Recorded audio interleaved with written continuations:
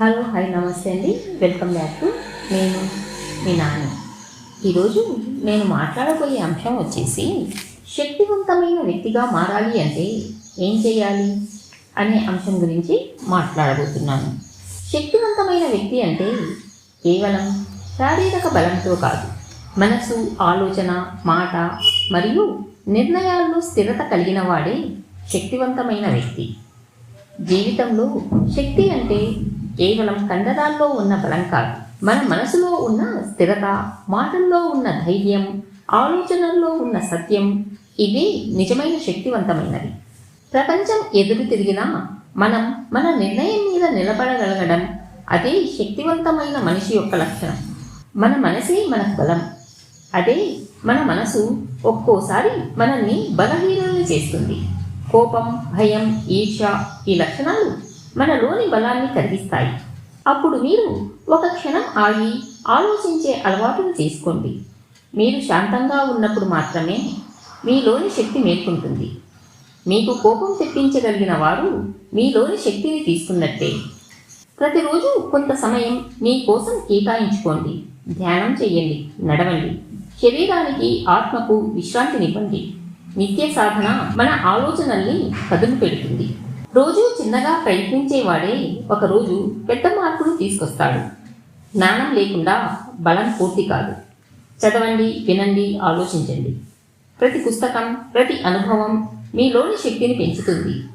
గర్వం తగ్గి వినయం పెరిగితే అదే నిజమైన ఆత్మబలం. నేను చెయ్యగలను అనే ఒక్క మాట అన్ని మందుల కన్నా శక్తివంతమైనది. తప్పులు చేసినా పర్వాలేదు, మీరు ఆగకపోవడమే ముఖ్యమైనది.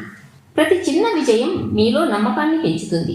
దేవుడు సహాయం చేస్తాడు అనే దానికంటే ముందుగా మీరు ప్రయత్నించండి.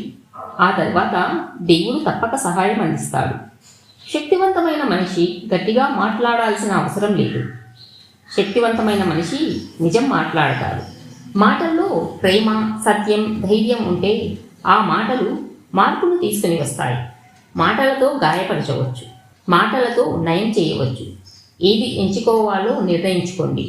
శక్తివంతమైన వ్యక్తి అంటే ఇతరులను జయించేవాడు కాదు, తన మనసును జయించేవాడు, తన బలాన్ని పంచేవాడు, తన జీవితాన్ని ప్రేమించేవాడు. కోపం, బాధ, ఈర్ష్య, భయం ఇవన్నీ మనలోని మానసిక బలాన్ని దెబ్బతీస్తాయి.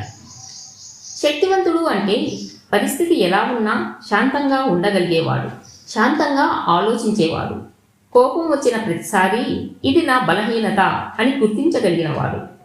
ఉదయం కొద్దిసేపు నిశ్శబ్దంలో ఉండండి, అది మీలోని శక్తిని మేల్కొల్పుతుంది. పుస్తకాలు చదవండి, మంచి వ్యక్తుల మాటలు వినండి. ఇతరులను తక్కువ చేసి కాకుండా కొత్తగా నేర్చుకోవడం మొదలుపెట్టండి. నేను ఇంకా నేర్చుకోవాలి అనే ధ్యాస కలిగిన వాడు ఎప్పటికీ ఎదుగుతూనే ఉంటాడు. నేర్చుకోవడం ఆపేసినప్పుడే నీలోని ఎదుగుదల ఆగిపోతుంది. నేను చెయ్యగలను అనే నమ్మకం లేకపోతే నిన్ను ఎవరూ బలవంతం చెయ్యరు. కాబట్టి నిన్ను నువ్వే ప్రోత్సహించుకోవాలి. పొరపాట్లు జరిగినా వాటి నుంచి నేర్చుకుంటూ ఆగకుండా ముందుకెళ్లడం నేర్చుకోవాలి. చివరిగా ఒక మాట, శక్తివంతమైన వ్యక్తి అనేది ఇతరులను జయించేవాడు కాదు, తన మనసును, తన శరీరాన్ని, తన ఆలోచనల్ని జయించినవాడు. తనను తాను అదుపులో పెట్టుకున్నవాడే నిజమైన శక్తివంతుడు. ఈ వీడియో మీకు నచ్చిందనే అనుకుంటున్నాను. ఈ వీడియో మీకు నచ్చినట్లయితే లైక్ చేయండి, షేర్ చేయండి అండ్ సబ్స్క్రైబ్ చేయడం మర్చిపోవద్దు. మరొక మంచి వీడియోతో మళ్ళీ కలుద్దాం.